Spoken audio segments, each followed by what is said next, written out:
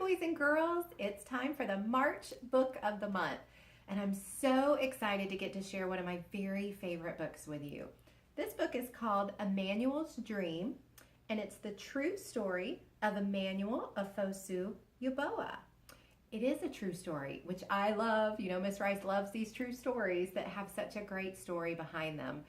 This one is about a little boy who does not have a full leg. And he is facing a lot of different challenges, but he's going to do some pretty incredible things. And boys and girls, this week we're going to be celebrating Exceptional Children's Week. And we're going to be talking about people who face all kinds of challenges in their lives and how they've worked to overcome their challenges. So what better book for us to study this month than a book that celebrates a boy who overcomes a physical challenge that he has? So let's read and find out what happens. Emmanuel's Dream, the true story of Emmanuel Ofosu Yaboah by Lorianne Thompson, illustrated by Sean Qualls. In Ghana, West Africa, a baby boy was born.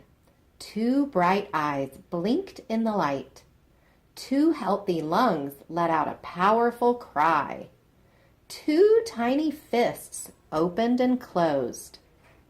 But only 1 strong leg kicked. Most people thought he would be useless, or worse, a curse. His father left, never to return. But his mother had faith. Her name was Comfort, and she named her first child Emmanuel, which means God is with us. As Emmanuel grew, Mama Comfort told him he could have anything, but he would have to get it for himself. He learned to crawl and hop, to fetch water and climb coconut trees. He even shined shoes to earn money. Most kids with disabilities couldn't go to school. Still, Emmanuel's mother carried him there until one day she said, "You are too heavy." From then on, Emmanuel hopped to school and back, 2 miles each way on 1 leg by himself. At first, nobody would play with him, so Emmanuel saved his money and he bought something none of his classmates had, a brand new soccer ball. Of course he would share it, if he could play too. Lunging and spinning on crutches his grandmother had found for him, and kicking the ball with his good left foot, Emmanuel earned their respect. His new friends sometimes used their lunch money to rent bikes. Would Emmanuel be able to join them? His friend Godwin pushed him fast so he could balance. Over and over again, Emmanuel fell. Hard. But finally, he rode!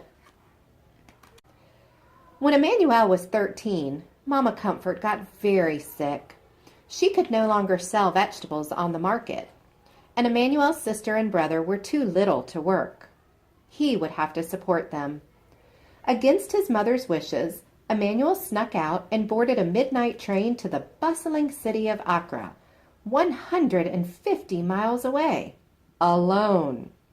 He didn't know it then, but it would be 2 years before he saw his family again. Emmanuel arrived full of hope. There were so many people, but no one would hire him. Shopkeepers and restaurant owners told him to go out and beg, like other disabled people did. Emmanuel refused. Finally, a food stand owner offered him a job and a place to live. When Emmanuel wasn't serving drinks, he kept busy shining shoes. He earned money and sent it home. One morning, when Emmanuel went to buy shoe shining supplies, the shopkeeper thought he was there to beg and scolded him. Insulted, Emmanuel slammed his money down on the counter. The shopkeeper apologized, but Emmanuel would never forget.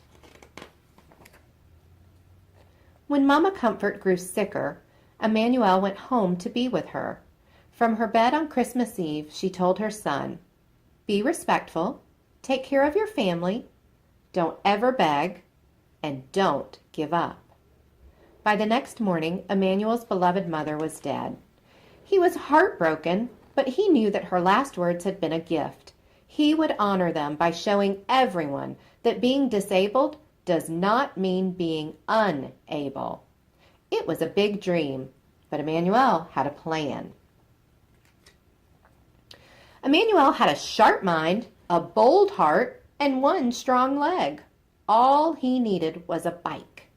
At first, no one would help. They thought his plan to bicycle around Ghana was impossible. Then Emmanuel wrote to the Challenged Athletes Foundation, all the way in San Diego, California. They sent him a bike, plus a helmet, shorts, socks, and gloves. Emmanuel started training for the long ride. He persuaded the king of his region to give him a royal blessing. He went door to door asking for additional support. Finally, he hired a taxi to follow him with drinking water, a camera, and his best friends. Then Emmanuel tied his right leg to the bike's frame, jammed his left foot into a flip-flop attached to the pedal, and rode. Emmanuel pedaled through the bustling city of Accra. He pedaled through rainforest, over rolling hills, across wide, muddy rivers. He pedaled past Odum Forest and plantain farms, and through the market city of Kumasi. He pedaled as trucks roared past on the narrow highways and wild animals stalked his thoughts. He pedaled through vast grasslands and into the ancient city of Tamale. He rode up, down, across, and around his country, proudly wearing the colors of its flag on a shirt printed with the words, the Pozo, or the disabled person. Along the way, Emmanuel talked to those with physical challenges and those without, to poor farm workers and wealthy landowners, to religious leaders, government officials, and reporters. He wanted everyone to see him and his disability. He wanted everyone to hear him and his message. The farther Emmanuel rode, the more attention he got. Children cheered. Able-bodied adults ran or rode along with him. People with disabilities left their homes and came outside, some for the very first time. The young man once thought of as cursed was becoming a national hero. He completed his astounding journey, pedaling south to the sea and back up to Accra, nearly 400 miles in just 10 days. But Emmanuel's success goes even further than that.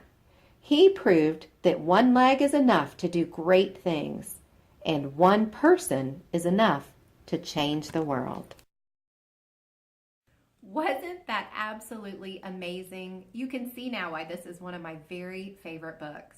Someone who had a physical challenge and only had one leg was able to bike 400 miles in just 10 days across his whole country. He was able to show people that it doesn't matter what your challenges are. It matters what's in your heart, and it matters what you're going to do with the other gifts you've been given. Boys and girls, we all have different challenges that we face in our lives, and it could be that we have a physical disability. It could be that there's a certain subject that's really hard for us to learn. It could be that we have a hard time paying attention and we like to look around the room and get up and walk around all the time. We all have lots of different challenges in our lives, but what really matters is that we work hard and we persevere and we don't give up. And we use those gifts and talents that we've been given to do some pretty incredible things. I loved the very end of the book where it talked about how Emmanuel was a world changer. And you know, that's part of our vision here, to be a problem solver, believe you have a purpose, and become a world changer. And look what this boy was able to do. And as I said, this is a true story. Emmanuel and his ride brought so much attention to his country and to people with disabilities that their government actually passed a new law in 2006 that gave people with disabilities equal rights to everyone else. He also has started his own organization, and he helps get wheelchairs to people in need. And he's currently building a school that's for children both with and without different disabilities. That all comes from the heart of one child. I want you to think about all the amazing things that you could do with an idea that you have, no matter what challenges you are facing. Boys and girls, I'm so proud of you, and I'm so proud to be your principal. I can't wait to see the wonderful things that we all accomplish together. Have a fabulous month.